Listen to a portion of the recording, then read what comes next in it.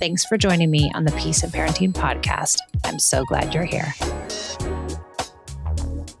Welcome back to the Peace and Parenting podcast. I'm Michelle, and I'm so glad you're here. And one of the listeners on Apple iTunes says, this is so easy to listen to. The length of the episodes are perfect for a mom with limited time. The messages aren't preachy to you, but feel like conversation, and you get to come to your own conclusions for your family. I can't recommend this enough. Thank you so much. I'm so glad you're here. I'm so glad you all are here. I love getting reviews. If you haven't left a review, I would be so grateful. If you listen on Apple, you can write one. If you listen elsewhere, I think you can leave a rating. All right, let's get into it. I posted something about the idea, kids who are blindly obedient aren't just following directions, and they shouldn't be necessarily thought of as good or any better than kids who don't, and that it's our God-given right to, stand up for what we believe in and have free will, and that's part of growing up, is to learn how to stand up for yourself. And that many people were on board with that idea. Yes, I want my kids to stand up for themselves. And other people were saying, oh, it's really hard. It's hard to have my kids stand up for themselves, but I really want them to. Some folks were saying this is going to make them great adults, being able to stand up for themselves. And then there were a handful of people that were of the mind, more than a handful of people, lots of people that said, my child can stand up for themselves as long as it's respectful. And as soon as it's not respectful, then I cannot tolerate that. I want to dissect this idea a bit. I mean, of course, we all want respectful kids. We all want to be around respectful people. We should all want to be respectful people. And so it isn't that I'm promoting being disrespectful by saying this, but what I am promoting, or what I am highlighting, is that we don't come to this world knowing how to stand up for ourselves. And also, this world and this society really values compliance and cooperation. And if you are compliant and you cooperate, and you're thought of as good. And so there isn't this place where people are encouraging you to stand up for yourselves. So it might be very difficult for a child to know just how to do that. So when they try on this new skill of standing up for themselves, they might not do it quite right. They might be too forceful. They might be disrespectful. They might be outspoken. They might be loud. They might have to say it with a lot of fervor because they want you to hear it, and it's hard for them, and that's their temperament. And is that okay? Is it okay for them to have their space to do so? Is it okay for them to use us as their learning ground? Is it okay that they are developmentally not quite there yet? I mean, honestly, I sometimes don't stand up for myself in the right way. And it's taken me a lot of years to learn how to do that. And it's all a matter of limits and boundaries. I didn't know how to have limits and boundaries that were kind and calm and loving. Mine were always big and strong and overbearing because I was given boundaries that were big and strong and overbearing. So I didn't quite know how to calibrate that. So if you are giving your child boundaries that are big and strong and overbearing, and then you're receiving that back, that might be a good indicator that things have to change. Now, even if you're not giving them big and strong and loud boundaries, you might have a child who has that temperament, who they need to say it stronger and louder, and they really want you to hear it because they're young and immature and inexperienced, and they don't know quite how to conduct themselves. Of course, they don't. Kids don't know a lot of things. They can't calibrate. And I've seen plenty of adults who don't know how to calibrate, who can't have kind, loving thoughtful discussions. I mean, just look at our political system. There isn't a lot of kind, calm conversation. And if these are our children's models, no wonder they stand up for themselves in manners that don't seem like respect. But do we have to say this idea, my kid can stand up for themselves as long as they're respectful? I don't think that's fair. I really don't. I think kids can stand up for themselves no matter what.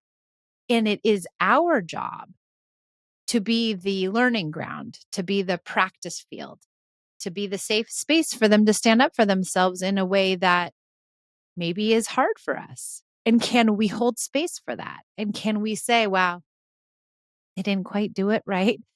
They're real strong in it, but I heard them and I'm going to allow them grace and I'm going to listen. And hopefully, over time and with enough practice, they'll learn to self regulate. They'll learn to calibrate. They'll learn how to have a decent boundary or limit or stand up for what they believe in. Because we want people who stand up for what they believe in. This is a democracy. We want the democratic idea of being able to speak your mind, being able to out injustice and be able to say, I don't like what's going on here. And it might start with a cookie, uh, an event they don't want to go to, and anything, fighting against a rule, because that's the breeding ground for being able to stand up for their friends when somebody says something unkind, or being able to stand up for what's right in this world, being able to have a moral ground. And if we don't allow them a field to practice on, where will they practice? We don't necessarily want them going out and practicing on their friends or on their teachers or on other adults. We'd like them actually to practice on us because we are the safe space for them to practice, because we will love them no matter what, because we don't think it's disrespectful, because we don't take it personally, and because we don't judge it. We actually know good and well that our child is trying it on. They're figuring it out. They're navigating where their line is and how are they going to get their point across, and will they be heard, or can people understand me, and how do I have to say this? It's going to take a lot of time and effort and practice for these kids. And we need to, if we can, hold that space for them because it's our job, because we're their parents, because that's what we're there for. We're not there to tell them you have to be respectful when you can't say it like that. You can't say it like this. They know that. Most kids who are standing up for themselves know that. They're just, it's not in their development yet. It's not part of their development yet. Or it is. It's part of their development. They're developing. But I think it's really important not to shut down a child who's standing up for themselves. And when we say you can do it, but you can only do it respectfully, I think that does shut them down. I think it doesn't allow them the space to say it the wrong way. What does that feel? Ooh, kind of harsh with mom. I probably should have said it a little differently. She didn't take that so good. She was real quiet after I said that. She didn't really engage in that back and forth. They notice. They're on it. They're smart. And this, we could trust our kids. We could trust them to learn things. We can trust them to learn things that aren't explicitly taught to them because they are intuitive beings who are insightful and who have morals. And when they are given the space and the time, they're able to teach themselves things that we don't necessarily have to teach them explicitly and point it out. You should say it like this. You should say it like that. Well, you can't say it like this, or you can't say it like that. All the correcting and the shaming and the directions. Is it more effective if we can be their witness notice what's happening, but not judge them. And I think that is a challenge for many of us. And it probably goes back to this idea that we were not allowed to be quote unquote disrespectful. We were not allowed to stand up for ourselves. We were not allowed to go against any adult ever. And so when our kids are doing it, it probably pings us, right? Like, oh, this isn't right. They can't say that. They can't do that. No way. That's not allowed. That's not a kind person. I didn't do that. They can't do that. There's no way I would have got away with that. Does any of that really matter, though? Is what matters, are they getting there? Are they able to practice? And then are they really able to exert their free will and have their autonomy? I'm a firm believer in the idea that kids need to mess up. They need to practice things. They need to fall and falter.